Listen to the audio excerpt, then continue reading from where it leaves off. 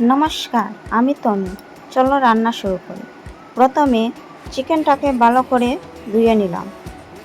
এবারে চিকেনটাকে ম্যারিনেট করার জন্য আমি দিয়ে দিচ্ছি মশলা এবং স্বাদ মতো নুন। এবারে ভালো করে মেখে নেব। এরপর কড়াইতে আমি দিয়ে দিচ্ছি সরষের তেল। তেলটাকে খুব ভালো করে গরম করে নিতে হবে। তারপর এর মধ্যে অ্যাড করে দেব পেঁয়াজ কুচি। পেঁয়াজটাকে খুব ভালো করে ভেজে নিতে হবে। এখন এর মধ্যে আমি দিয়ে দেব টমেটো কুচি। তারপর এর মধ্যে অ্যাড করে দেব আলু। আলুগুলি একটু ভেজে নিতে হবে।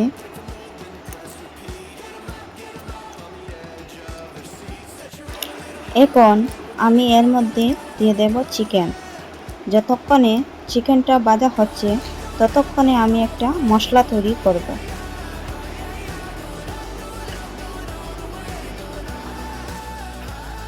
তো এখন আমি এর মধ্যে তৈরি করে নেওয়া মশলাটা দিয়ে দেব। মাংসটা ভালোভাবে কষিয়ে নেব। মাংসটা প্রায় কষানো হয়ে গেছে।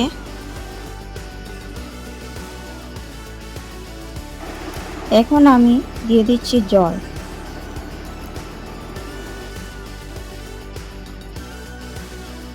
জলটাকে ভালোভাবে জাল দেব। চিকেনটা জাল দিয়ে একটা পাত্রে ঢেলে দিচ্ছি।